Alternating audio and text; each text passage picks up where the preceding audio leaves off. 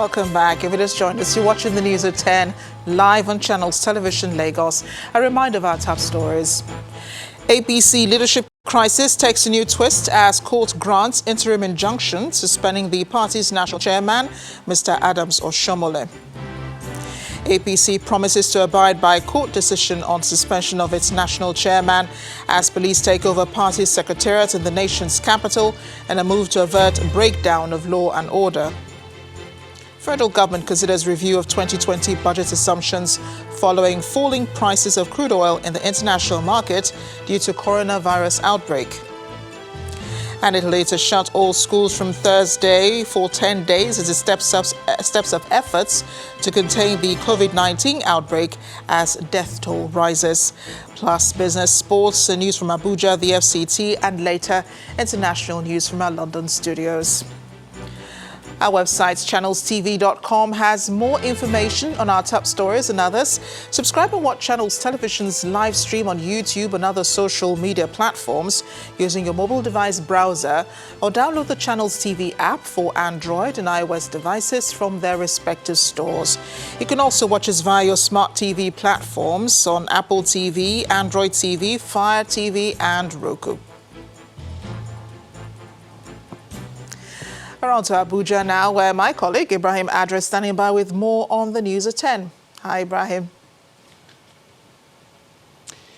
Marachi, thanks a lot.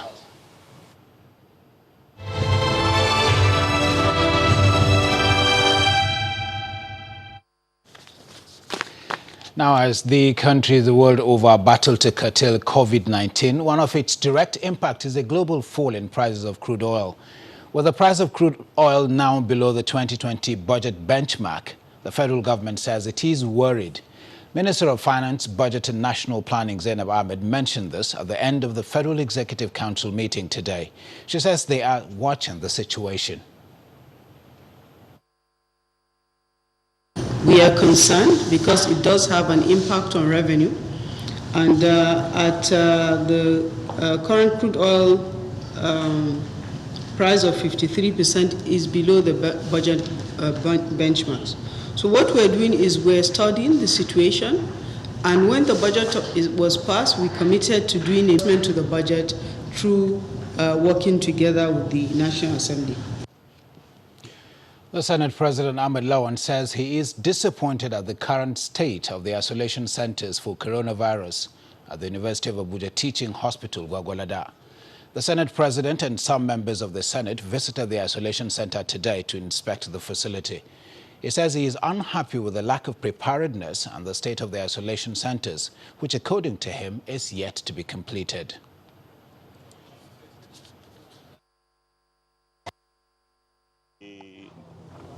The temporary isolation center is really not in good shape. It doesn't look ready to receive any patient, and I believe that this is something that we have to fix between today and tomorrow.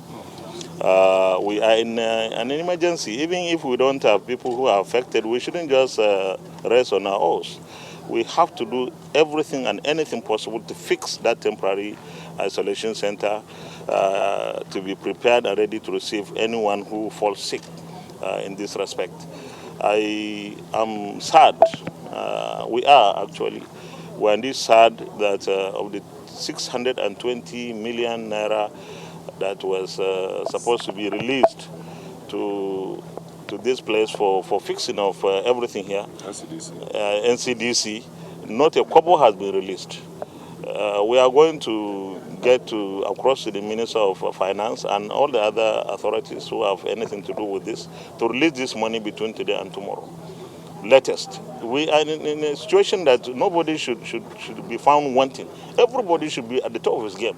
There is no way that Nigeria, the largest economy in Africa, with a population of 200 million, and yet in the federal capital and the surrounding states, 6 of the North Central, you don't have one room that you can call an isolation center where anyone who unfortunately falls into this crisis would be taken to. This is not acceptable. Meanwhile, the Lagos State government says it is strengthening public awareness on coronavirus by providing regular update on an index case of the Italian man being treated for the virus in Lagos. According to the State Commissioner for Health, Professor Akin Abayomi, Lagos has only one index case who is responding to treatment, and medical professionals are carrying out extreme sensitive tests on the patient to help detect any signs of the virus in his system. Professor Abayomi says the state government is disseminating all necessary information about coronavirus to the public through all the 3 levels of health facilities in the state. He also appealed to airline passengers to drop their correct information at the airport in case of any suspected case. If this thing is the moment we stop seeing the footprint of the virus, then we'll wait an extra 2 days or 3 days just to make sure, because sometimes you can clear the virus and then there's a little bit of a rebound before it goes away finally. So if there's a rebound and we release him and there's a rebound, there's a possibility that he may infect people around him.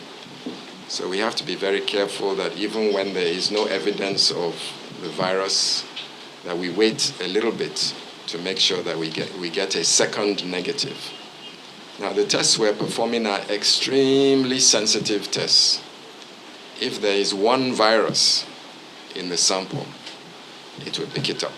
If you're traveling and, we're giving you out these forms for a reason, please do not put fictitious information on these forms. It really makes our work extremely difficult. And it's for your own sake. Because you may not know that you were in contact with a COVID-19 person. And in fact, most people on that flight did not know.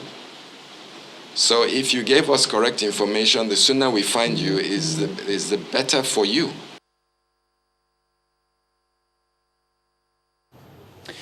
Now, since the outbreak of the coronavirus in Wuhan, China, at the end of December 2019, scientists have been striving to understand and how it behaves. Infections have been recorded in over 60 countries, including Nigeria, in about 2 months. But given the novelty of the virus, many beliefs which may or may not be rooted in science have sprung up. In this report, experts help us to understand the virus. Here is our correspondent, Mary Alali Yusuf. These are leaders of groups in Lagos, traditional rulers, market women, teachers among them. The government has gathered them to solicit their support in ensuring that COVID-19 does not spread in the community. It's also an opportunity to educate the people about the coronavirus. In our schools, we're teaching our children now to perform good personal hygiene. Let it become a habit. When your children come home, make sure the first thing they do is they go and wash their hands. To drive the message home, an expert talks to those present in the local dialect. It's the turn of the deputy governor to address the crowd, and he assures them of the capacity of the state's ultra-modern biosafety level 3 lab.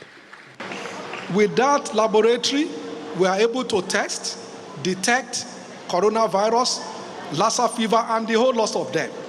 As at now, over 89,121 people have been affected. In the past 1 week, we have only the same one case in Lagos. The coronavirus that is ravaging the world today is not a death sentence, as long as detected cases are reported early. There's been talk that the warmer weather in tropical nations makes it more difficult for the virus to thrive in them. And some people are more immune to the disease than others. The critical thing is that we've seen at least one patient in Nigeria now, and the virus has survived in that patient. So the possibility of transmitting it is there. The truth is that immunity affects every disease, including malaria. So if somebody who didn't grow up and doesn't live around here were to come into Nigeria today and have a bout of malaria, it's going to be more severe than what you and I have. That sometimes all we say to somebody is, oh, I feel a little unwell. It has also been determined that the elderly and those with other underlying health problems are more susceptible. But experts are quick to say that there's a lot more to learn about the virus because it has just been introduced to the world. Will we have to contend with COVID-19 from time to time? Nobody can say. But experts affirm that epidemics will always happen, whether great or small. And being prepared could be the difference between life and disaster. Mary Alale Yusuf, Channels Television News.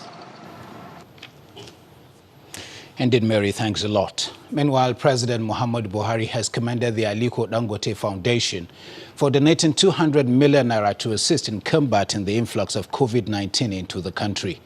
According to the president, quote, hand in hand, standing shoulder to shoulder, we can confront our challenges as a country, and this is a path for us all to follow as a people, end of quote. President Muhammadu Buhari also recalled the organization's 1 billion naira to tackle Ebola virus disease in Africa a few years ago. He also reiterates his earlier charge that Nigerians should take the necessary hygiene precautions rather than panic about the COVID-19 after discovery of the index case in the country last week.